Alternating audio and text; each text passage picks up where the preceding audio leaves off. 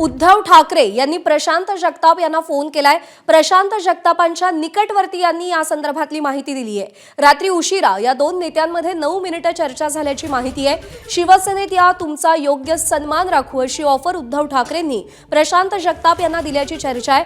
आम्ही भाजपसोबत कधीही जाणार नाही असंही उद्धव ठाकरे म्हणालेत आणि हेच सांगत असताना उद्धव ठाकरे यांनी प्रशांत जगताप यांना ऑफर दिली आहे। आज प्रशांत जगताप यांचा काँग्रेसमध्ये प्रवेश होईल ही बातमी आपण काही वेळापूर्वी पाहिली। हर्षवर्धन सपकाळांच्या उपस्थितीत आज दुपारी 12 वाजता टिळक भवन इथे प्रशांत जगताप काँग्रेसमध्ये प्रवेश करतील। आपली विचारधारा काँग्रेसची आहे त्यामुळे काँग्रेससोबत जाणार असल्याचं त्यांनी स्पष्ट केलं। तर दुसरीकडे प्रशांत जगताप यांनी आपल्या पक्षात यावं यासाठी उद्धव ठाकरे यांनी त्यांना फोन केल्याची आणि ऑफर दिल्याची माहिती मिळतेय। प्रशांत जगताप यांच्या निकटवर्तीयांनी ही माहिती दिलेली आहे। पुण्यामध्ये दोन्ही राष्ट्रवादी एकत्र येण्याची चर्चा सुरू झाल्यानंतर प्रशांत जगताप यांची नाराजी फार प्रकर्षाने समोर आली आणि त्यांनी त्यानंतर राजीनाम्याची भूमिका घेतली। सुप्रिया सुळे यांनी त्यांची मनधरणी करण्याचा प्रयत्न केला पण 6 तासांची बैठक देखील निष्फळ ठरली। अपडेट जाणून घेऊयात। मिकी घई आपले प्रतिनिधी आपल्याला अपडेट देतील। मिकी, उद्धव ठाकरेंकडून नेमकी काय ऑफर प्रशांत जगताप यांना दिली गेली?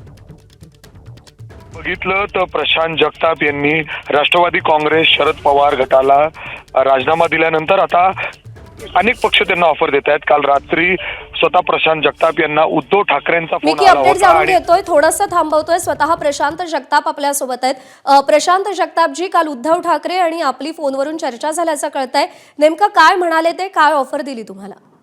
सर्वप्रथम मी माननीय उद्धव साहेबांचे मनापासून आभार मानतो। त्याचबरोबर आमदार माननीय सचिन भाऊ अहिर यांचे सुद्धा मनापासून आभार मानतो। माझ्यासारख्या एका छोट्या कार्यकर्त्यासाठी त्यांनी बोलायला वेळ दिला।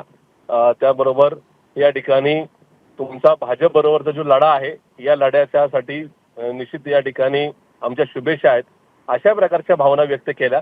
मी खूप स्वतःला छोटा समजतो कारण की स्वर्गीय प्रबोधनकार ठाकरे साहेबांचे नातू आणि या ठिकाणी ज्यांना मी कायम मानत आलो असे स्वर्गीय बाळासाहेब ठाकरे यांचे चिरंजीव म्हणून उद्धव साहेबांची जर ओळख असली तरी एक या राज्यातला आक्रमक चेहरा आणि त्याचबरोबर या ठिकाणी भाजपशी 2 हात करण्याची कायम तयारी अशा प्रकारे एवढ्या मोठ्या नेत्यांनी मला या ठिकाणी फोनवर समजून आम्ही 9-9.5 मिनिट बोललो। त्यांनी माझ्या भावना समजून घेतल्या। किंबहुना आपण एकत्रित नका या ठिकाणी तुम्ही माझ्या नेतृत्वाखाली कामकाज करू शकता अशा प्रकारच्या सुद्धा या ठिकाणी मला साथ घातली। त्याबद्दल मी त्यांचा मनस्वी आभार मानतो।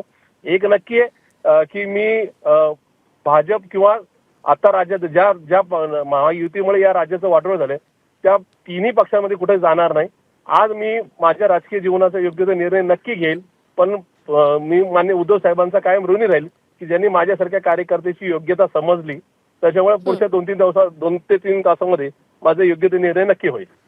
आपण काँग्रेसमध्ये प्रवेश करताय? मी आपल्याला सांगू इच्छितो की माझी लढाई ही संविधानाकरता आहे।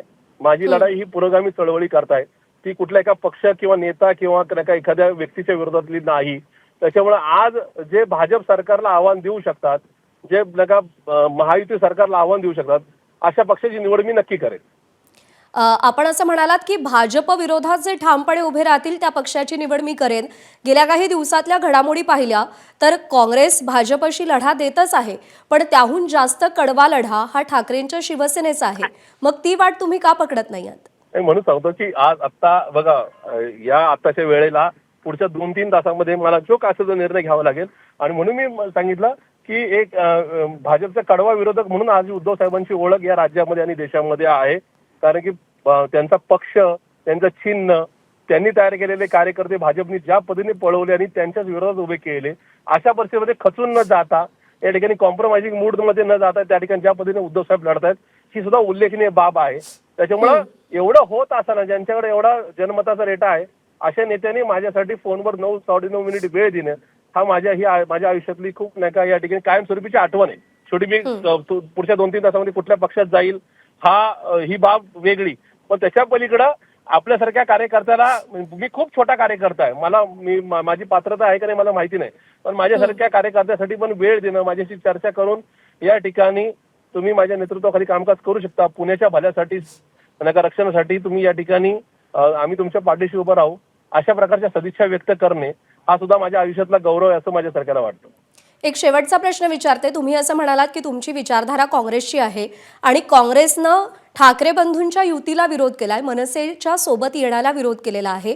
पुण्याचा विचार केला तर ठाकरे बंधूंची युती तिकडे होऊ शकते. मनसेच्या सोबत येण्यामुळे आपण शिवसेनेत ठाकरेंसोबत जात नाहीये, असं काही आहे का? असं काहीच नाही. एक असं आहे की मी आता कुठल्याच पक्षात नाही. काल 2 दिवसापूर्वीपर्यंत मी कुठल्या तरी एका पक्षात होतो. आता मी ज्या कुठल्या पक्षात जाईल त्या पक्षामध्ये मत मांडण्याचा मला अधिकार आहे, पण मी आज कुठल्या पक्षात नाहीच आहे. त्याच्यामुळे त्या पक्षांनी कुणाबरोबर जावं, कुठल्या प्रकारची आघाडी करावी अशा प्रकारच्या सूचना किंवा सल्ला देण्याचा अधिकार मला आता तरी नाही. येणाऱ्या काळामध्ये जो पक्ष मला या ठिकाणी संधी देईल त्या पक्षाच्या एकूणच विचारधारेला बरोबर घेऊन पुणेकरांच्या, महाराष्ट्राच्या, देशाच्या हिताकरता उद्यावर या रस्त्यावरचा संघर्ष करायला मी मागे पुढे पाहणार नाही. पण अर्थात सल्ला देण्याचा अधिकार मला आता तरी नाही. ठीक आहे. प्रशांत जगतापजी, तुम्हाला तुमच्या पुढच्या राजकीय वाटचालीसाठी शुभेच्छा आणि आमच्याशी सविस्तर बातचीत केलीत त्याबद्दल आभार. तर पुढच्या 2 ते 3 तासात कोणत्या पक्षासोबत जायचं या संदर्भातला निर्णय घेऊ असं प्रशांत जगताप यांनी स्पष्ट केलंय.